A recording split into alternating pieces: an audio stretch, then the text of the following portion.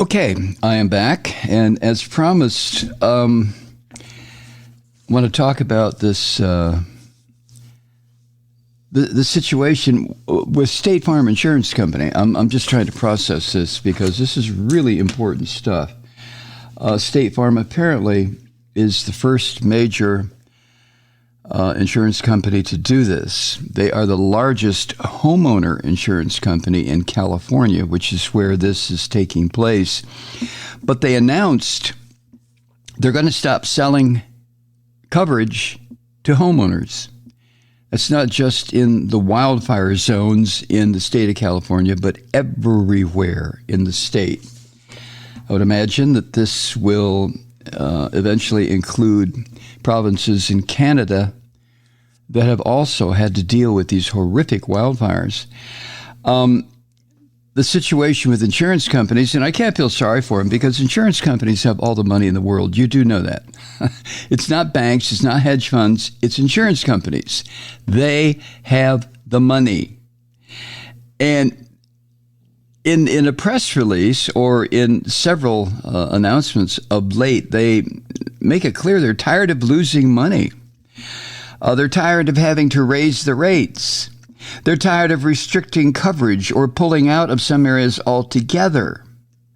So, the former official in charge of insurance at the Federal Emergency Management Agency, FEMA, who is now head of the Insurance Institute for Businesses and Home Safety, he said this, quote, oh, by the way, his name is Roy Wright. He said, risk has a price.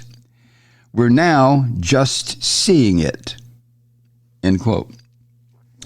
Which sounds like a bunch of BS to me because insurance company executives don't get up in the morning. They don't leave their beds unless they have some kind of proof that it's going to be safe to do so and it won't cost them any money, right?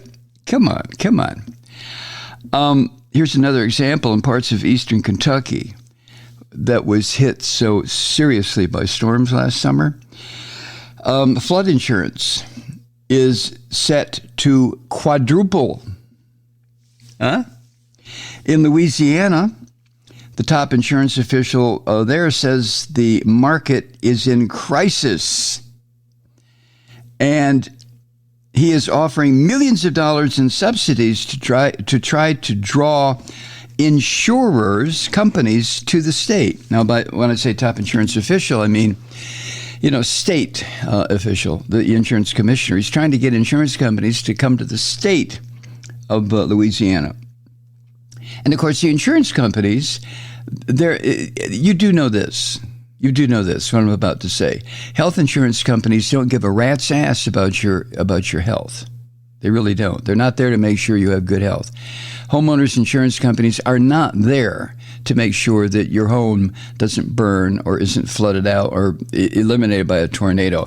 That is not why insurance companies exist. Insurance companies are bookies. That's all they are. They're bookies, right? You know this. Come on. They're bookies. And you place a bet with them. And you bet for a certain amount of money each month or each year, you bet that you're going to get, in terms of health insurance, sick. And they bet that you're not, based on all the research that insurance companies have spent, centuries putting together. So they understand things to a degree that you and I never will, unless we get into the actuarial situation within insurance companies. But the insurance companies say, nah, you're not going to die. And you say, yeah, I am. Or if I do, not realizing, of course, that we all do, but if I do die, well, here's what we'll do. We're the insurance company. We'll take your bet. Now, here's what you have to do. You pay us $564 a month that's your bet that you're going to die. And we'll take your bet and we will say, no, you're not. At least not until we've gotten an enormous amount of money from you and from other people who are afraid they're going to die. I need insurance. Who's going to take care of my family? Now, if I sound like a cynical ass that I usually sound like, I apologize for any cynicism there. But do you have a better definition of an insurance company other than bookie? Anyway, on to Florida. In that state, homeowners are increasingly struggling to buy storm coverage. Tornadoes and such, right? Most big insurers have already pulled out of Florida. And that has sent homeowners to smaller private companies that are, trying to stay in business. When you're a bookie, of course you want to stay in business. My God, what a business, right? All you have to do is take people's money who are betting that their home is going to be destroyed or what have you, and you are an expert in studying weather patterns and climate change and so on and so forth, and the odds are in your favor. You're the bookie. The odds are in your favor, as the odds always are with a bookie. And if the odds get start drifting too much against the money that you as a bookie are guaranteeing, then you lay off the bet. You find another company, a reinsurance company. And the reinsurance company will take the bet because that's what they do. You get the point. So what's happening in Florida might be a possible glimpse into what California is going to have to face when these big insurance companies like State Farm decide to leave. Now, State Farm insures more homeowners in California, according to the New York Times, than any other company. And a spokesperson for the company said it's going to stop accepting applications for most types of new insurance policies in the state of California because of, quote, rapidly growing catastrophe exposure, end quote. Now, you can't blame him. You can't blame a good bookie for wanting to hedge his bets to make sure that every bet placed with him or her is not going to result in the bookie having to pay off. But where it comes to California, where you have so many people in that state who want to go live in the woods. Look at the view. I'm going to live in the woods where when the fire hits, every goddamn thing I own will go up in smoke. But that's all right. I have insurance. Well, the insurance companies are starting to say now, no. They call that catastrophe exposure. And from what I've been hearing lately on the Science Channel, have you been following this? California is way long overdue for what they refer to, if you live in California, as the big one.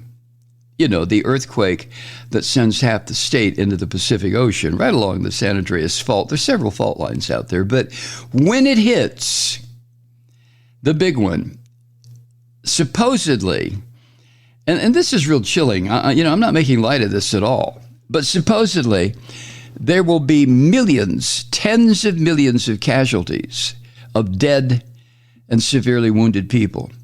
And the property damage in the state of California will be damn near incalculable for common folk like you and me.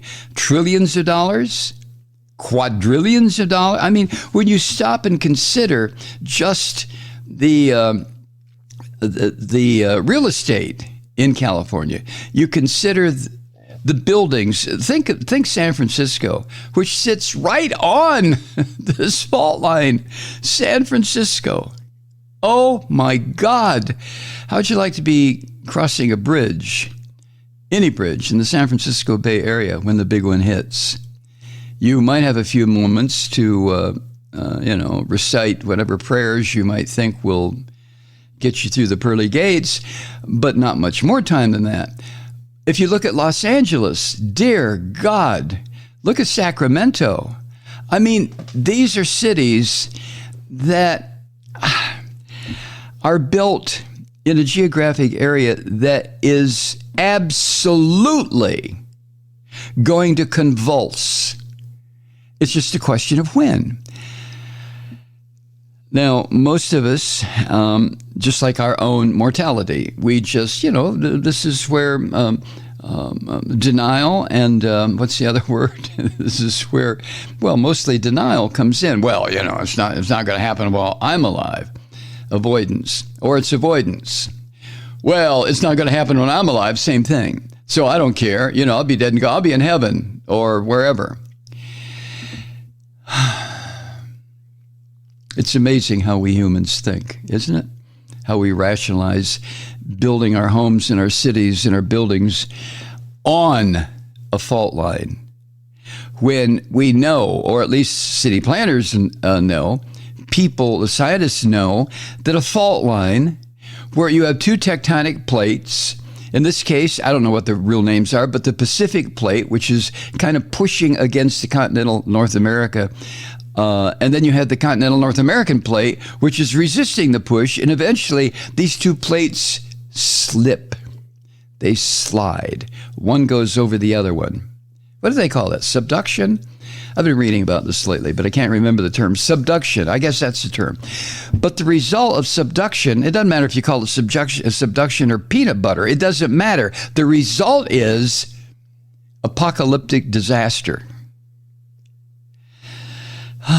So the insurance companies, of course, being run by very wise people, bookies, who understand the bets that they have been taking for decades, for centuries. I mean, the insurance business, good Lord, how long has insurance been around? Since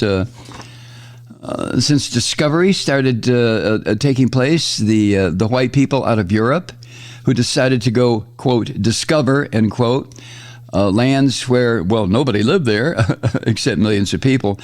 But insurance has been around for a long, long time. Anyway, the company, State Farm, which is the one getting most of the attention right now, at least in the Times article, because they're the biggest, they said that while it recognized the work of California officials to reduce losses from wildfires, it had to stop writing new policies in order to, quote, improve State Farm's financial strength, end quote.